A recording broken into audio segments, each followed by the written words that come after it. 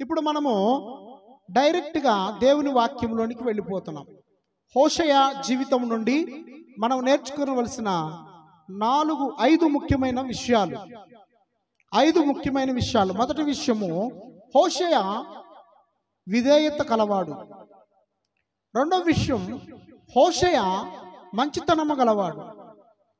మూడవ విషయం, హోషేయ క్షమించే మనస్సు గలవాడు. 4వ విషయం, హోషేయ ప్రేమ గలవాడు.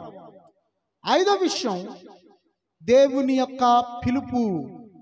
ఈ 5 విషయాలను ఈరోజు మనం ధ్యానం చేసుకోబోతున్నాం. మొదటి విషయంలోనికి మనం వెళ్దాం.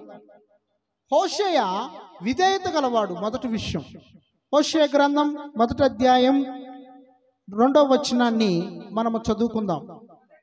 మొదట యెహోవా హోషేయ ద్వారా ఈ మాట సెలవిచ్చెను.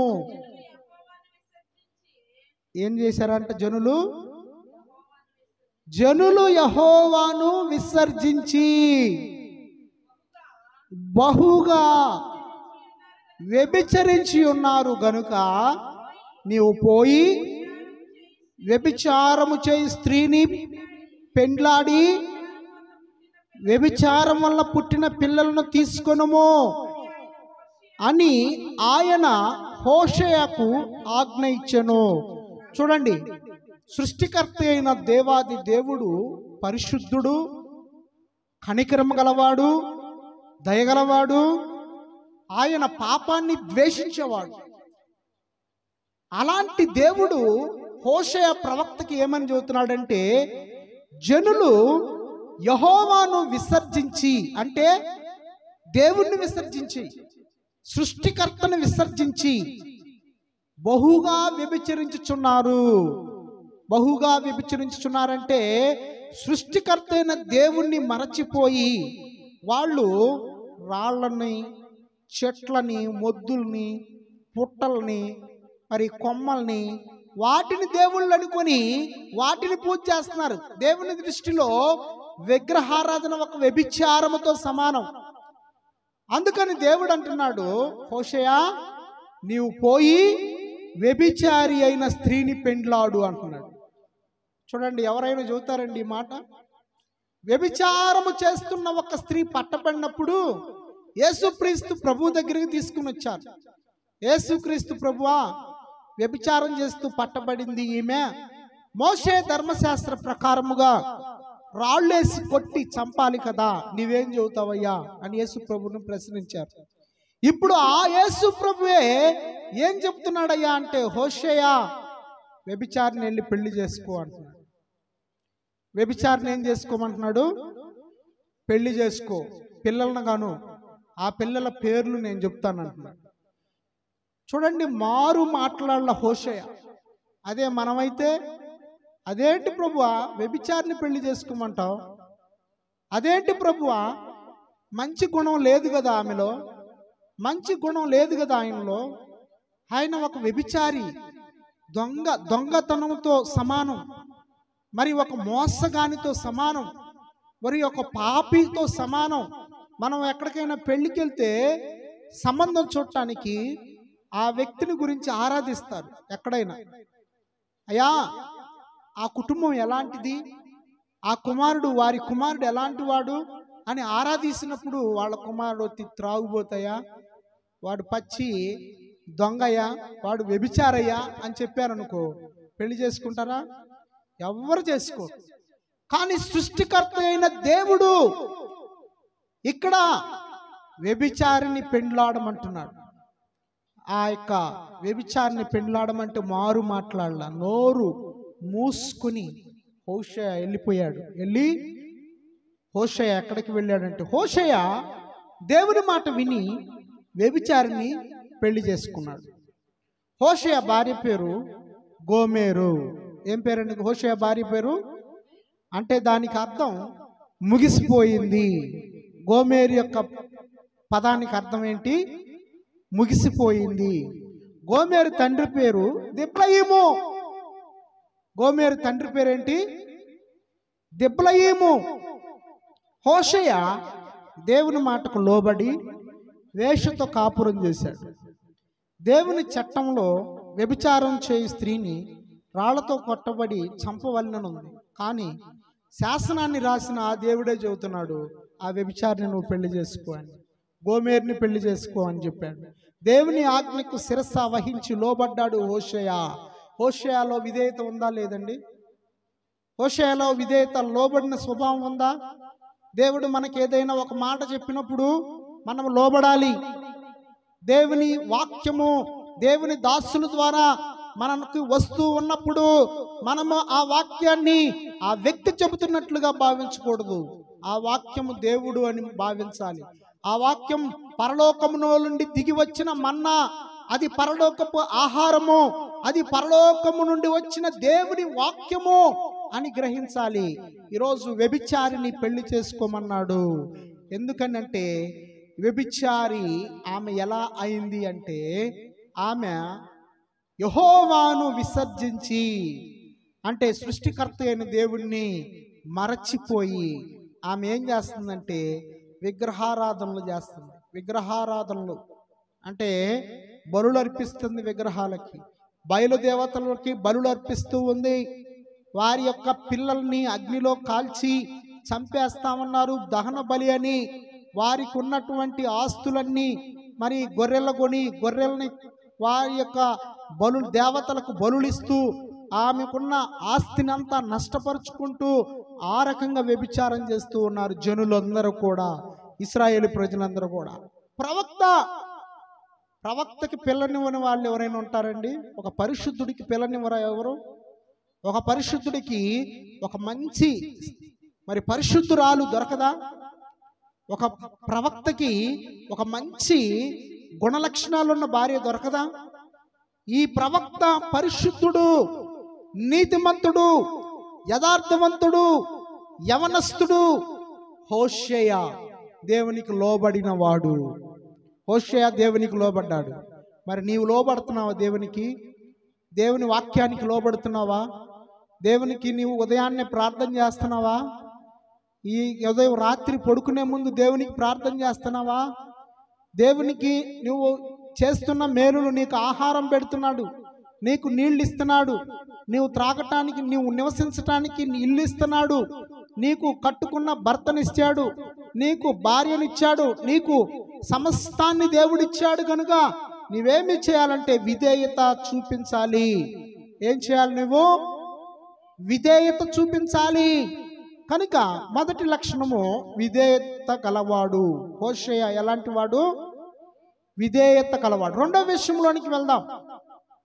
హోషేయ మంచితనము గలవాడు. రెండో విషయం ఏమిటి? హోషేయ మంచితనము గలవాడు. హోషేయ గ్రంథం 1వ అధ్యాయము 3వ వచనాన్ని చదువుకుందాం. కాబట్టి అతడు పోయి దిబ్లాయిము కుమార్తె అయిన గోమెరును పెళ్లి చేసుకొనెను.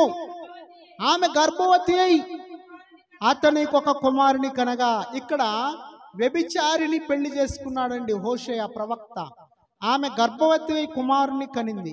ఆ కుమారునికి పేరు పెట్టమంటూ దేవుణ్ణి అడిగితే దేవుడు ఏం పేరు చెప్పాడో చూద్దాం. వాక్యములో చదువు. యెహోవా అతనితో ఇలాగు సెలవిచ్చును, ఇతనికి యజ్రాయేలు అని పేరు పెట్టుము. కుమారుడు అంటే ఏం పేరంట? ఏం పేరు పెట్టమన్నాడు? గోమెరు ఒక వ్యభిచారిని, ఆమెకు గర్భవతి అయి కుమారుని కంది. ఆ కుమారునికి ఏం పేరు పెట్టమన్నాడు దేవుడు? యజ్రాయేలు. ఏం పేరు పెట్టమన్నాడు? యజ్రాయేలు. యజ్రాయేలు అనే పదానికి అర్థం ఏంటంటే దేవుడు విత్తుతాడు. యజ్రాయేలు అనేది ఒక పట్టణం పేరు. ఆ పట్టణానికి పేరు ఆ కుమారుడికి పెట్టించాడు. దేవుడు విత్తుతాడు అని ఆ పదానికి అర్థం. తర్వాత 4వ వచనం చదువుదాం. 4వ వచనం అయిపోయింది కదా, 6వ వచనం చదువుదాం. పిమ్మట ఆమె మరణ గర్భవతి అయి కుమార్తెను కనగా యెహోవా అతనికి సెలవిచ్చినదేమనగా, దీనికి లోరుహామా అనగా జాలి నొందనిది అని పేరు పెట్టుము. చాలు. ఇక్కడ మరలా గర్భవతి అయింది. ఎవరు? గోమేరు. గోమేరుకి మరలా గర్భవతి అయింది. ఆమె ఎవరు? వ్యభిచారిణి. ఆమె పడుపు వృత్తి చేసే స్త్రీ. అలాంటి ఆమెను దేవుడు పెళ్లి చేసుకోమంటే ఆమె దిబ్లయీము కుమార్తె అయిన గోమేరును దగ్గరికి వెళ్ళి ఆమెను కొనుక్కొని ఈ యొక్క పరిశుద్ధుడైన ప్రవక్త హోషేయ ఇంటికి తెచ్చుకొని, ఇంటి దగ్గర నువ్వు నాకు నిత్యము ఉండునట్లుగా నేను ప్రదానం చేసుకుంటున్నాను, నీ మీద నమ్మిక ఉంచాను, నీవు నా భార్యవు, ఇప్పుడు నేను నీ భర్తను అని చెప్పినప్పుడు ఆమె తనతో సంసారం చేస్తూ ఉంది. మొదటి కుమారుని కన్నప్పుడు యజ్రయేలుని పేరు పెట్టారు. రెండవదిగా కుమార్తెను కన్నప్పుడు లోరుహామా అనే పేరు పెట్టారు. ఆ పదానికి అర్థం ఏమిటంటే జాలి నొందనిది అని పేరు పెట్టమన్నాడు దేవుడు. ఎవరికైనా మంచి పేర్లు పెట్టుకోవాలనుకుంటారు, కానీ దేవుడు చూసావా, హోషేయకి కుమారుడు పుడితేనేమో మరి విత్తుతాడు అన్నాడు, జాలి నొందనిది అంటున్నాడు. మరి మూడోసారి కూడా ఆమె గర్భవతి అయింది. తర్వాత వచనం చదువుదాం, 7వ వచనం.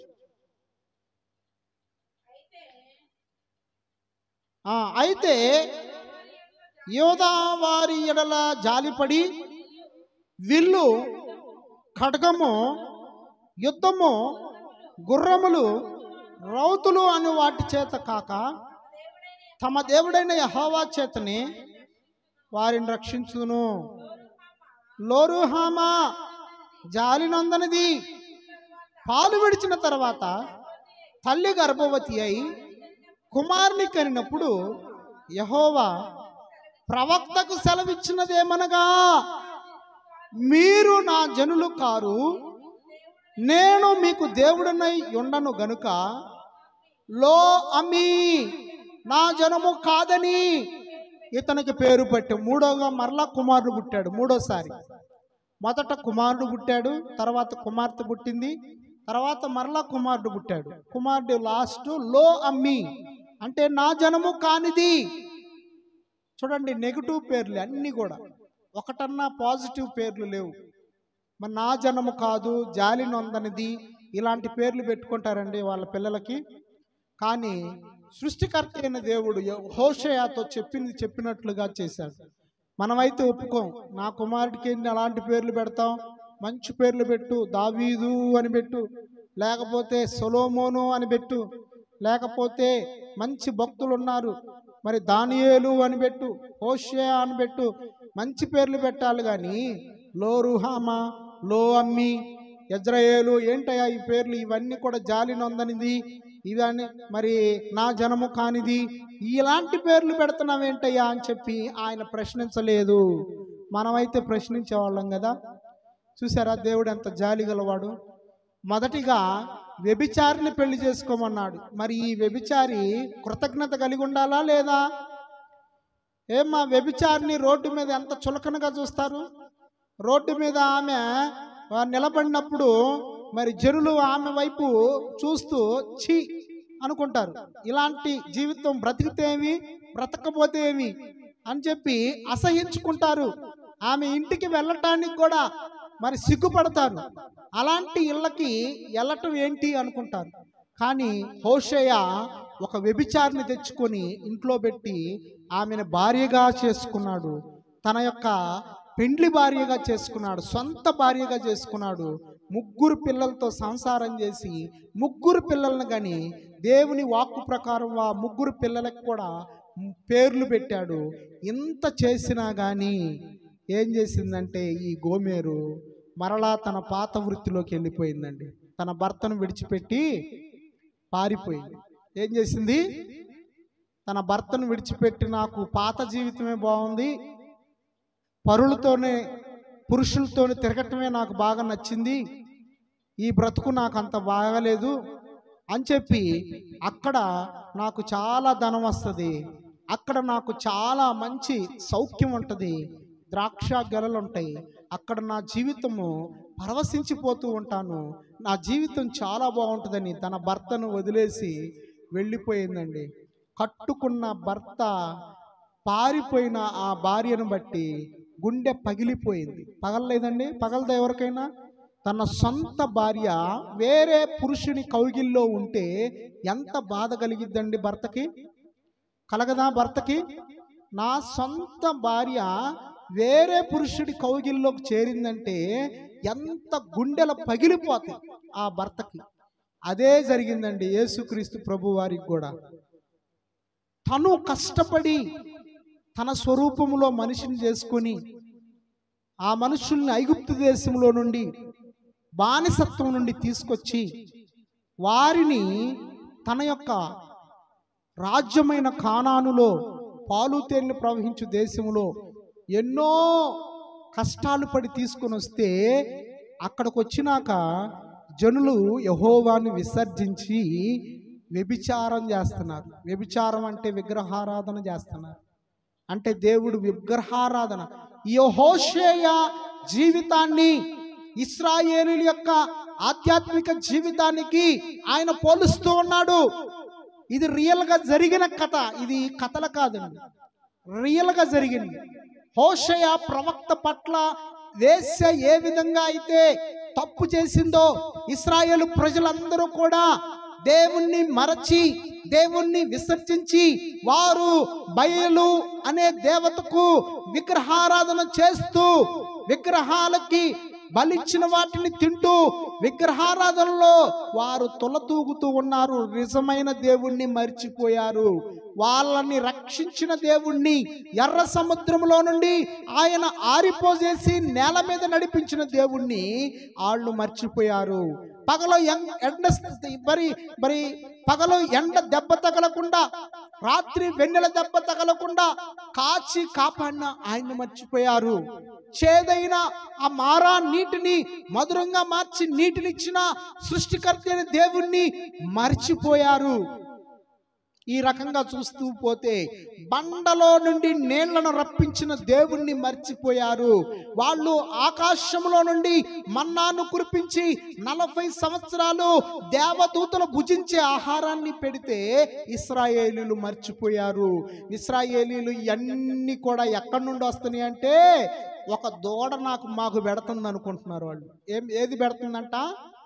పోత పోసిన దూడని ఒక మంచి బలిపీఠం కట్టి దానిపైన దూడ పెట్టి ఆ దూడే యెహోవా అని దండం పెడుతున్నారు. ఆ దూడకి బలులు అర్పిస్తున్నారు. ఆ దూడకి మరి వాళ్ళు దండాలు పెడుతున్నారు. ఇది చూసేసరికి దేవుని హృదయం గుండె పగిలిపోయింది.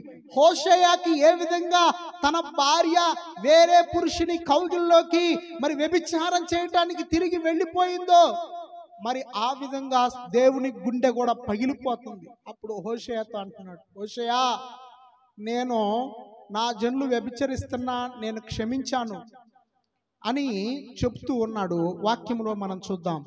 ఆయన మంచితనమును మనం చూస్తున్నాం. ఇప్పుడు ఆయన మంచి దేవుడు. పెళ్లి చేసుకొని సమాజంలో మంచి పేరునిచ్చిన గోమెరు పారిపోయి మరల వ్యభిచారానికి వెళ్ళిపోయింది.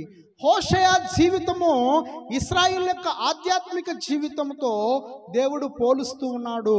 తన భార్య ఎడల భర్తగా అన్ని సమకూరుస్తున్నా, అయితే గోమెరు మరలా తన పాత వృత్తిలోకి వెళ్ళిపోయింది. సొంత భార్య నమ్మక ద్రోహం చేసింది. హోషేయ గుండె పగిలిపోయింది, గాయపరచబడింది. గోమెరు తన విటకాండ్రులతో అంటే ప్రేమికులతో పాపం చేయడానికి వెళ్ళిపోయిందండి. గోమెరు తన బిడ్డలను కూడా విడిచిపెట్టి వెళ్ళిపోయింది. 3 బిడ్డలు. ఆ బిడ్డలను చూసుకొని సంతోషంగా బ్రతకొచ్చు కదా. ఆ బిడ్డలని విడిచిపెట్టి, భర్తను విడిచిపెట్టి, తనకు ఒక మంచి పరువుని, ప్రతిష్టను, ఒక మంచి స్థితిని అన్ని కలుగు చేసిన ఆ గోమెరు మాత్రము పారిపోయి మరలా తన పాత జీవితానికి వెళ్ళిపోయింది. కానీ హోషేయ మంచితనాన్ని చూపిస్తున్నట్లుగానే దేవుడు కూడా మంచితనాన్ని మన ఎడల చూపిస్తూ ఉన్నాడు. అనేక సార్లు మనము దేవునికి మొర్ర పెట్టకుండా, ప్రార్థన చేయకుండా ఎన్ని దినాలు మనము మర్చిపోయాం కదా దేవుణ్ణి. మనం ఎన్నిసార్లు మనం దేవునికి మొర్ర పెట్టకుండా నిద్రపోతున్నాం. ఎన్నిసార్లు మనము దేవుని వాక్యాన్ని చదవకుండా మనము నిర్లక్ష్యం చేస్తూ ఉన్నాం. దేవుని వాక్యాన్ని చదవకపోతే దేవుడు నీకు ఇష్టం లేనట్లే. దేవుని వాక్యాన్ని నువ్వు చదువుకోవాలి. వాక్యంలో ఏముందో నేర్చుకోవాలి. వాక్యాన్ని ధ్యానిస్తే మన యొక్క జీవితం విధానం ఏమిటో తెలుస్తూ ఉంది. 2 విషయాలు అయిపోయినాయి. 3వ విషయంలోనికి మనం వెళ్దాం. క్షమించగల స్వభావం గలవాడు హోషేయ. హోషేయ ఎలాంటి వాడు? క్షమించే స్వభావం గలవాడు. 2వ అధ్యాయంలోనే 6-7 వచనాలు చూద్దాం. 6-7. ముండ్ల కంచె దాని మార్గములకు అడ్డం వేయుదును, దాని మార్గములు దానికి కనబడకుండా గోడ కట్టుదును. అది తన విటకాండ్రను వెంటాడి వారిని ఎదుర్కొనలేకపోవును. ఎంత వెతికినను వారు దానికి కనబడకయుందురు. అప్పుడు అది ఇప్పటికంటే పూర్వమే నా స్థితి బాగుగా ఉండెను గనుక నేను తిరిగి నా మొదటి పెనిమిటి యొద్దకు వెళ్ళుదుననుకొనును. ఈ యొక్క వేశ్య అనుకుంటుంది, ఏమనుకుంటుందంటే, నేను నా విటకాండ్ర దగ్గరికి వెళితే వాళ్ళు నాకు డబ్బులు ఇస్తారు, ఆ డబ్బు వల్లే నేను సుఖ సౌఖ్యంగా ఉండొచ్చు, నేను సంతోషంగా ఉండవచ్చు అని చెప్పి అనుకుంటే, దేవుడు అంటున్నాడు, ముండ్ల కంచెనే దాని మార్గములకు అడ్డం వేస్తాను, దాని మార్గములు దానికి కనబడకుండా గోడ కట్టేస్తాను. అది తన విటకాండ్రను వెంటాడి వారిని ఎదుర్కొనలేకపోవును. విటకాండ్రను వెతికినా దొరకరంట. రోడ్డు మీద నిలబడినా ఏ పురుషుడు దాన్ని కానకుండా ఉంటాడు. దేవుడు చేస్తాడంట అలా. ఎంత వెతికినను వారు దానికి కనబడకయుందురు. అప్పుడు అది అనుకుంటదంట, ఇప్పటికంటే పూర్వమే నా స్థితి బాగుగా ఉండేను గనుక నేను తిరిగి నా మొదటి పెనిమిటి దగ్గరికి వెళ్ళుదును అనుకుంటుంది. అప్పుడు అనుకుంటుందంట, అది మొదటి పెనిమిటే నన్ను బాగా చూసుకున్నాడే, ఈ విటకాండ్రలు నాకు కనబడట్లేదు, ఈ రోడ్ల మీద నేను ఎందుకు తిరగాలి, ఏంటి నా బ్రతుకు, ఏంటి నా సమస్య అని అప్పుడు అది అనుకుంటుంది. కానీ దేవుని యొక్క సహాయం లేకుండా ఈ భూమి మీద ఏ మనిషి కూడా జీవించలేడు. ఆయన ఆహారం పెట్టినప్పుడు దాన్ని భుజించుటకు, సంతోషించుటకు ఆయన కృప ఇవ్వవలసిందే. ఆయన కృప లేకుండా నీవు నీళ్లు తాగినా నీకు తాగిన దాహం తీరదు. ఆయన కృప లేకుండా నీవు అన్నం తిన్నా నీ వంటికి జీర్ణం కాదు, తిన్నట్లుగా ఉండదు. నీవు ఎన్ని చేసినా కానీ అది నీకు సౌఖ్యాన్ని, సంతోషాన్ని కలుగజేయదు అని వాక్యం సెలవిస్తా ఉంది. 13వ వచనం నుండి మనం మరలా చూద్దాం.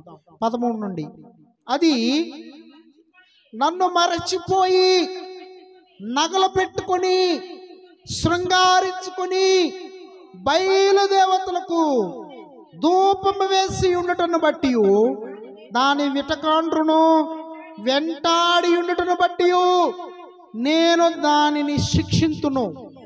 ఇది యెహోవా వాక్కు.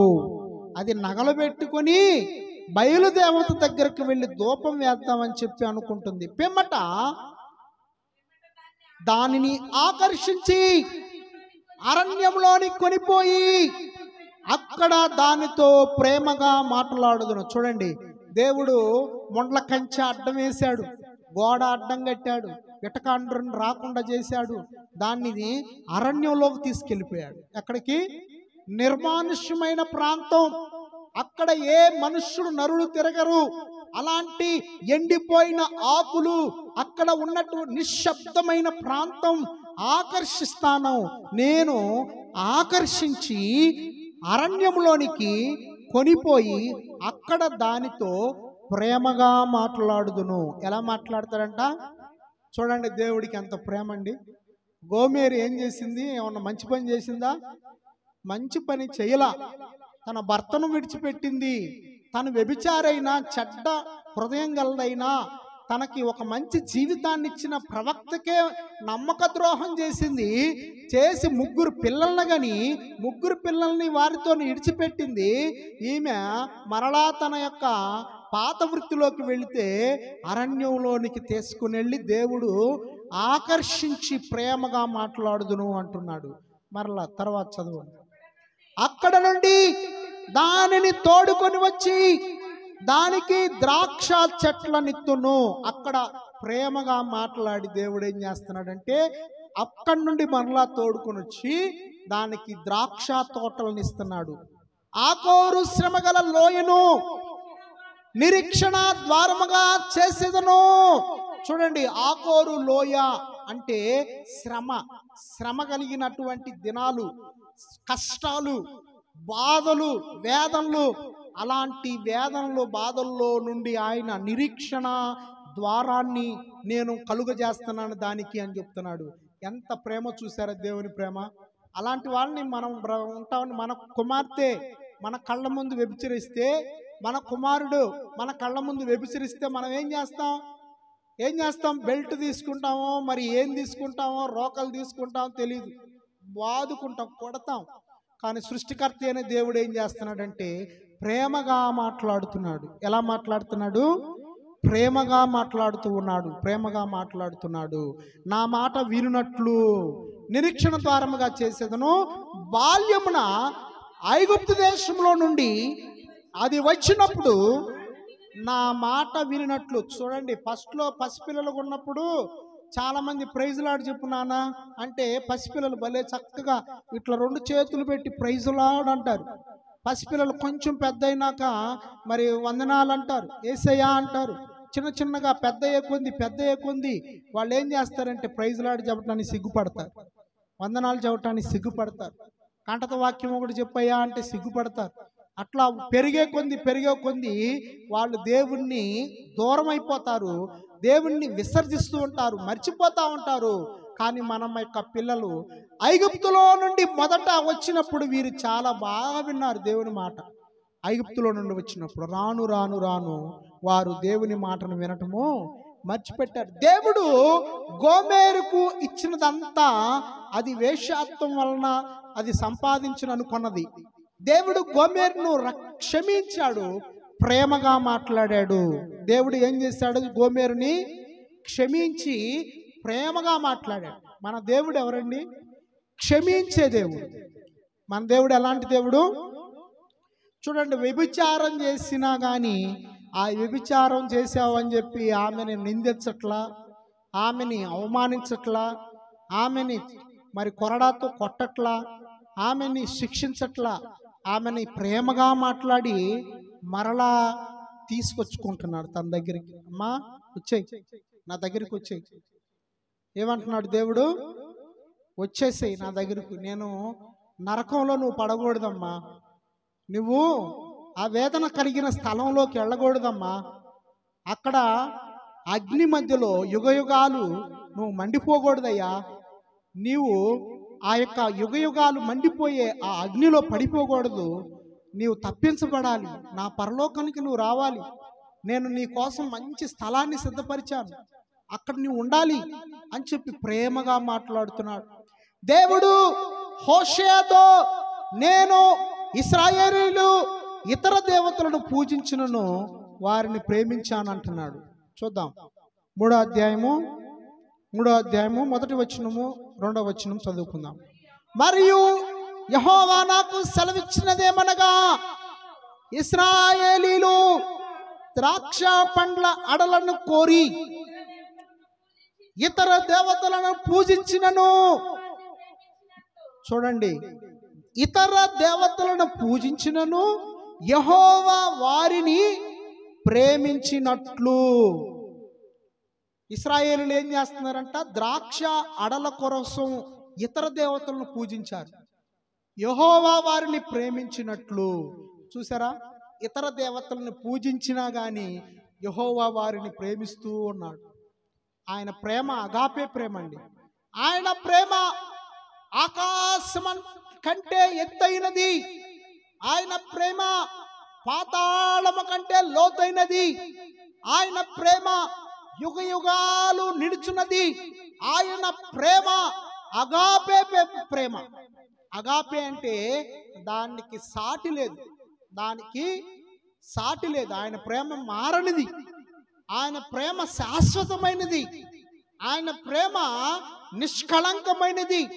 అంత ప్రేమతో ఏమని అంటున్నాడంటే, ఇశ్రాయేలీయులు ద్రాక్ష పండ్ల అడలను కోరి ఇతర దేవతలను పూజించినను యెహోవా వారిని ప్రేమించినట్లు.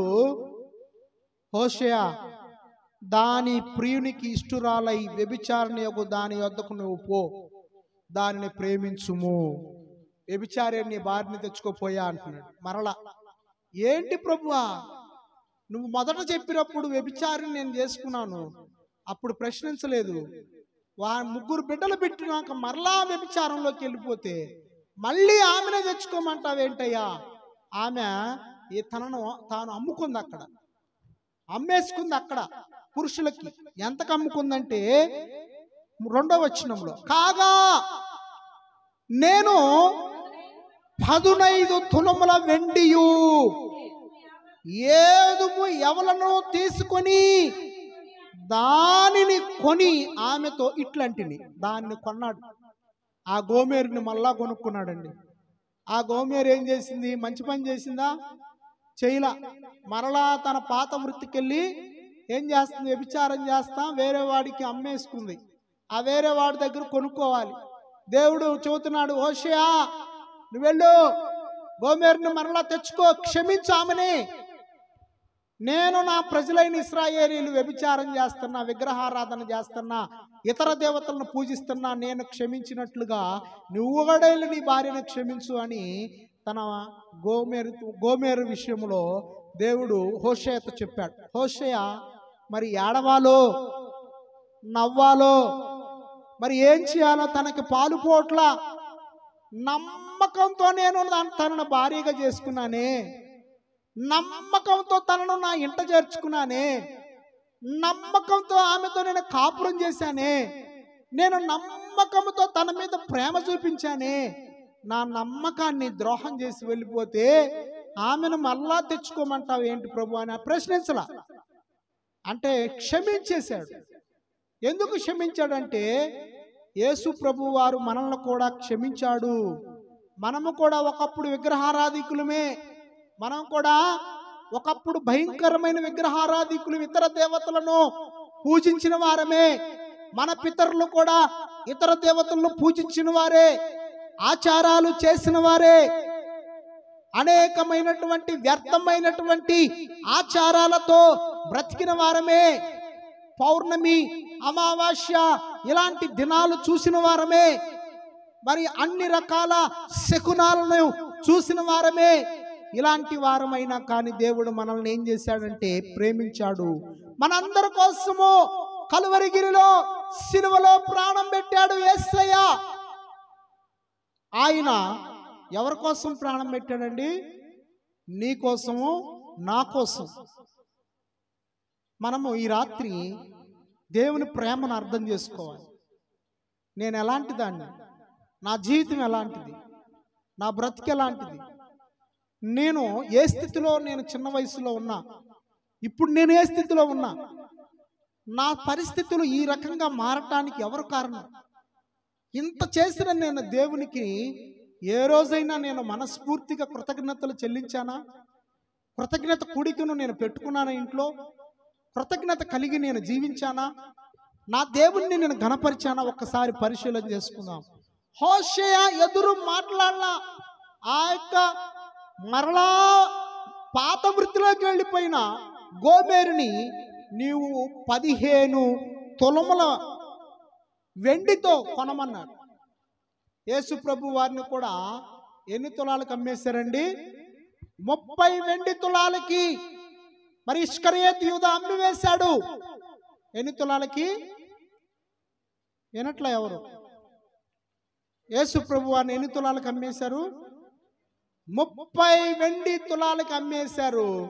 ఈమె 15 తులముల వెండికి ఈమె కొనుక్కోబడింది. చూడండి, వ్యభిచారిని అంత డబ్బు పెట్టి ఎందుకండి కొనాల్సిన అవసరం ఏముంది?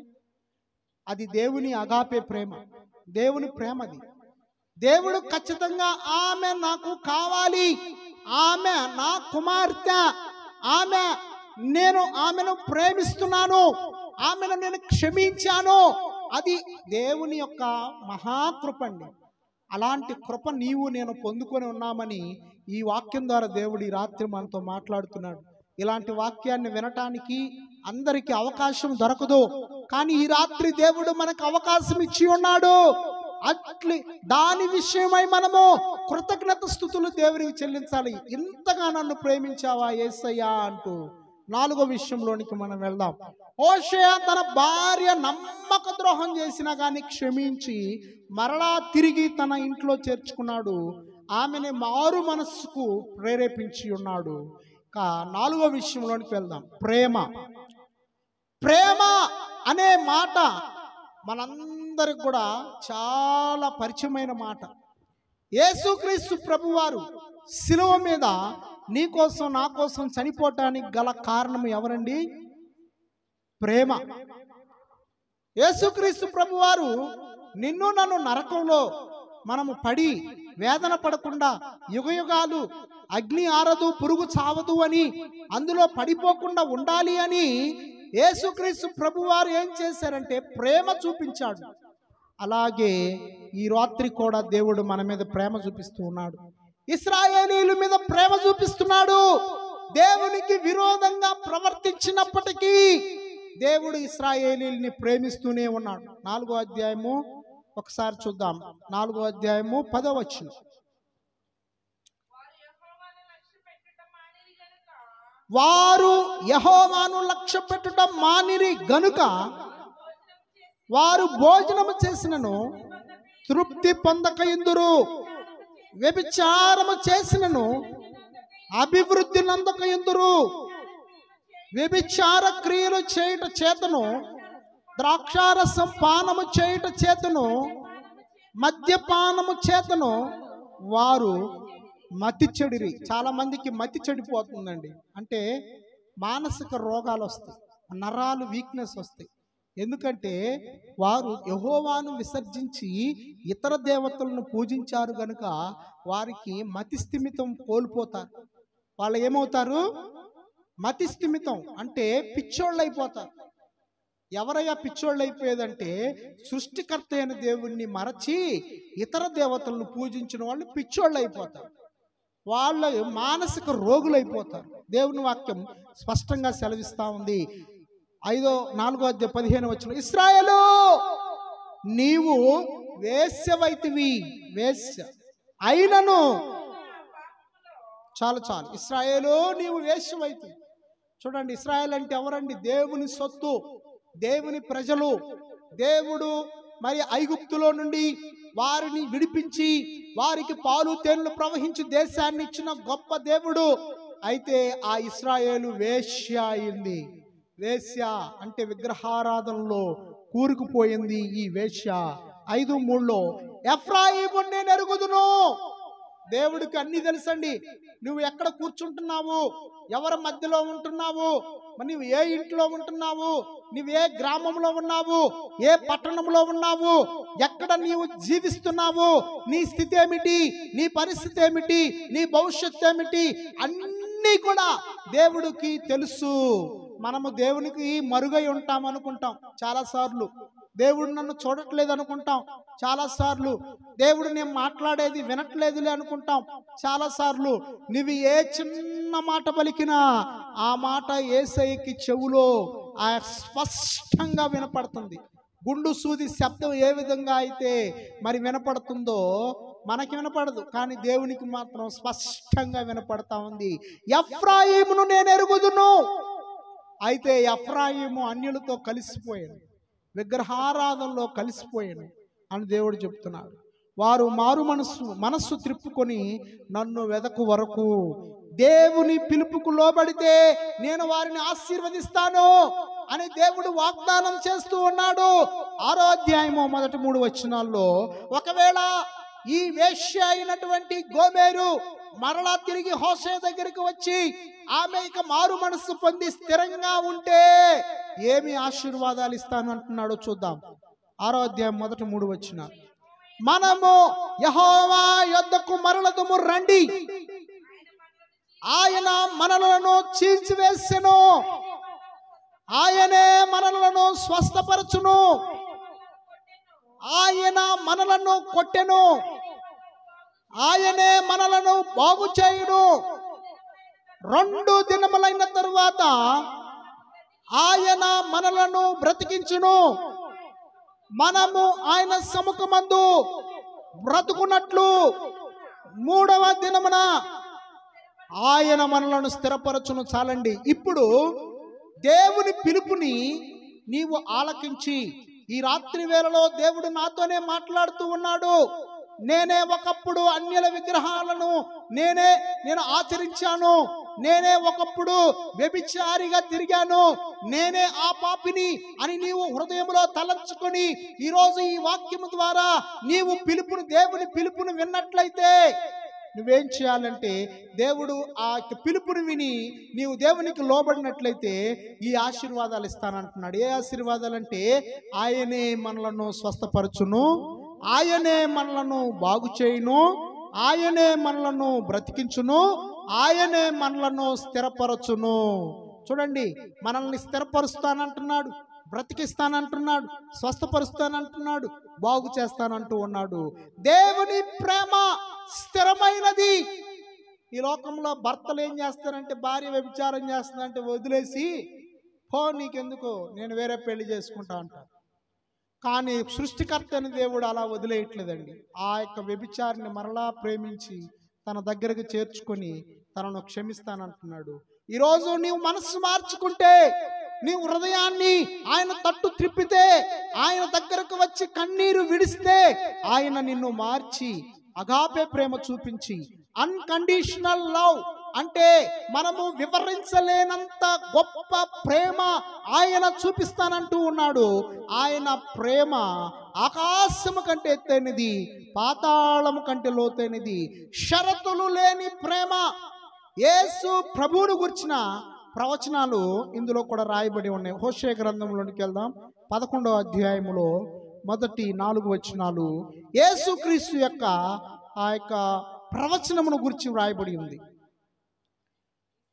ఇశ్రాయేలు బాలుడై ఉండగా నేను అతని ఎడల ప్రేమ కలిగి నా కుమారుని ఐగుప్తు దేశములో నుండి పిలిచి తిని, ప్రవక్తలు వారిని పిలిచినను బయలు దేవతలకు వారు బలులు నర్పించిరి, విగ్రహములకు ధూపం వేసిరి.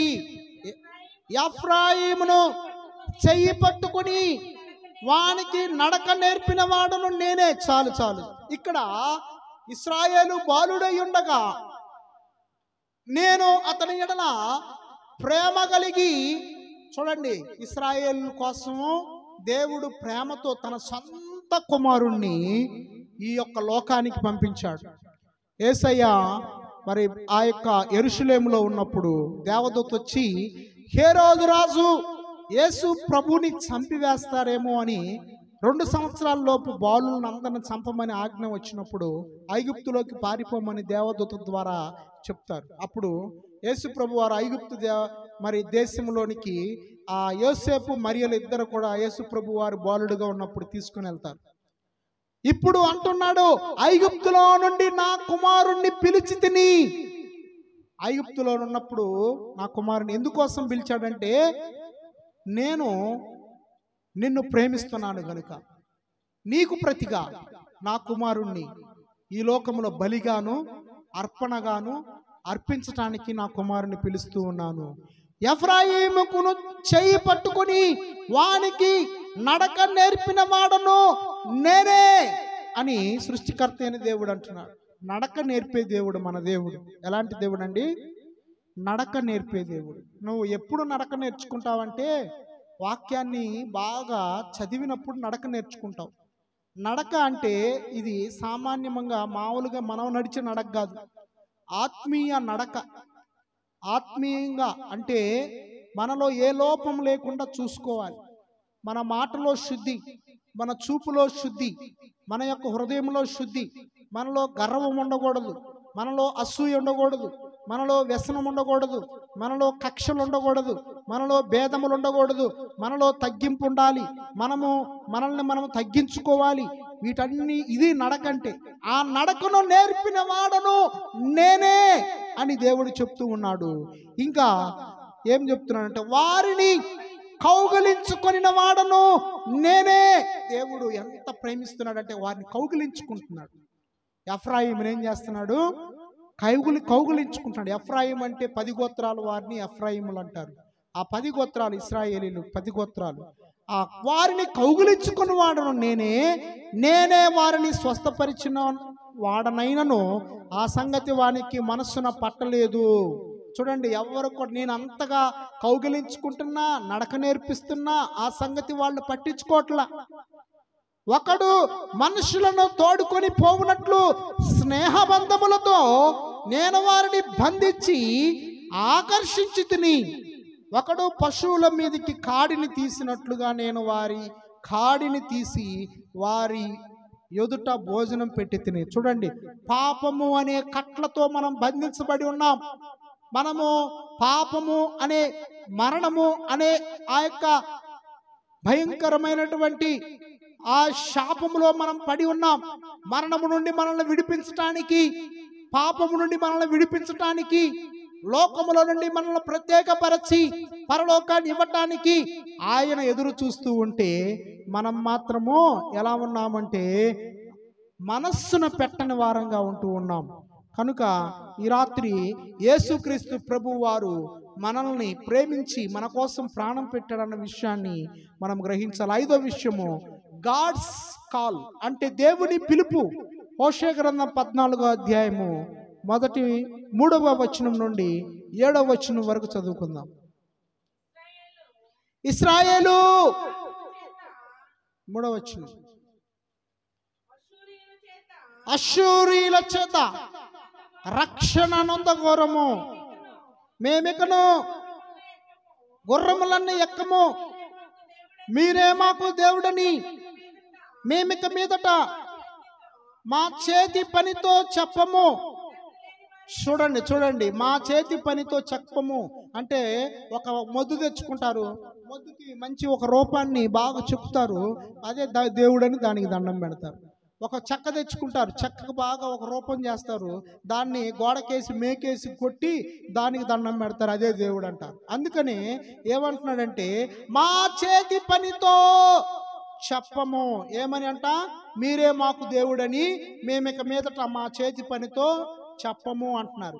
తండ్రి లేని వారి ఎడల వాత్సల్యం చూపువాడవు నీవే కదా. చూడండి, సృష్టికర్త అయిన దేవుడు తండ్రి లేని వారి ఎడల వాత్సల్యతను చూపిస్తానంటూ ఉన్నాడు. వారు విశ్వాసఘాతకులు కాకుండా నేను వారిని గుణపరుచుదును. విశ్వాసఘాతకులుగా మనం ఉండకూడదండి. మనము విశ్వాసం గలవారంగా ఉండాలి. దేవుడు మనకు అన్నీ ఇస్తున్నాడు, మనకి ఆరోగ్యం ఇస్తున్నాడు, ఆయుష్ని ఇస్తున్నాడు, జీవితాన్ని ఇస్తున్నాడు. ముఖేష్ అంబానీ అని ఈ భారతదేశంలోనే గొప్ప కోటీశ్వరుడు. ఆయన కుమారుడు 29 సంవత్సరాలు, ఆయనకి ఆయుష్ లేదు. ఆయన కుమారుడు చలిగాలి తగిలితే బ్రతకలేడు, మామూలు గాలి ఎక్కడైనా చలికి తగిలితే ఉండలేడు, ఆ ఆయుష్ లేదు. ఎంతమంది డాక్టర్లు లక్షల కోట్లు పెట్టినా ఆ యొక్క వ్యక్తికి ఆరోగ్యం నయం అవ్వదు. ఏదో అట్లా ఒక గాజు బొమ్మను చూసుకున్నట్లు చూసుకుంటున్నాడు. లక్షల కోట్లు ఉన్నాయి. ఎన్ని కోట్లుంటే ఏమండి ఆరోగ్యం లేకపోతే? దేవుడు ఆరోగ్యమును కలుగు చేసే దేవుడు, ఆయుష్ను పెంచే దేవుడు మన దేవుడు. నేను వారు విశ్వాసఘాతకులు కాకుండా నేను వారిని గుణపరుతును. మనము గుణపరచబడాలి. నా దేవుడి వల్ల నేను గుణపరచబడతానని నీవు ప్రతి దినం ప్రార్థన చేసుకోవాలి. వారి మీదనున్న నా కోపము చల్లారెను, మనస్ఫూర్తిగా వారిని స్నేహితును. చెట్టునకు మంచు ఉన్నట్టు నేను అతని కుందును, తామర పుష్పం పెరుగునట్లు అతడు అభివృద్ధి నొందును. లెబానోను పర్వతము దాని వేళ్లు తన్నునట్లు వారు తమ వేళ్లు తన్నుదురు.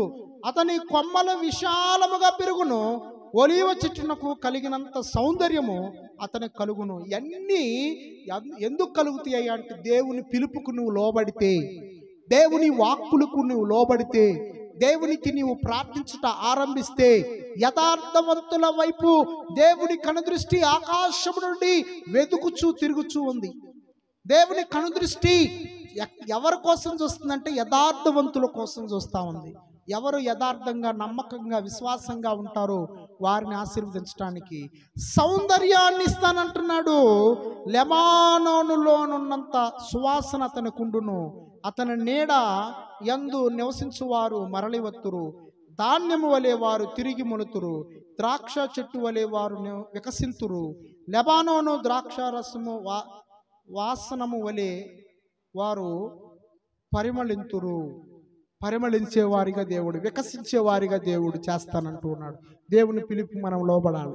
హోషేయ ఏ విధంగా అయితే వేశ్యావృత్తిలోకి తిరిగి వెళ్ళిపోయిన గోమేరుడు మరలా చేర్చుకున్నదో, అలాగే ఈ వాక్యం వింటున్న నీవు కూడా యేసయ్య దగ్గరకు వస్తే నీవు గతంలో ఏమేమి పాపములు చేసి ఉన్నావో అన్నిటిని విడిచిపెట్టి నమ్మితే, యేసయ్య నీ కోసం సిలువలో ప్రాణం పెట్టి తిరిగి 3వ దినాన లేచాడని నీవు నమ్మితే నిన్ను కూడా ఆయన చేర్చుకుంటాడు. ఆ నరకం నుండి తప్పిస్తాడు. పరలోక రాజ్యానికి నిన్ను తీసుకొని వెళ్తాడు. దేవుడు ఈ వాక్యం ద్వారా మన ఆత్మీయ వినికిలను దీవించి ఆశీర్వదించునుగాక. ఆమేన్. దేవునికి అందరం ఒకసారి హల్లెలూయా చెప్తామా? Hallelujah, hallelujah. Praise the lord. దేవునికి మహిమ కలుగునుగాక.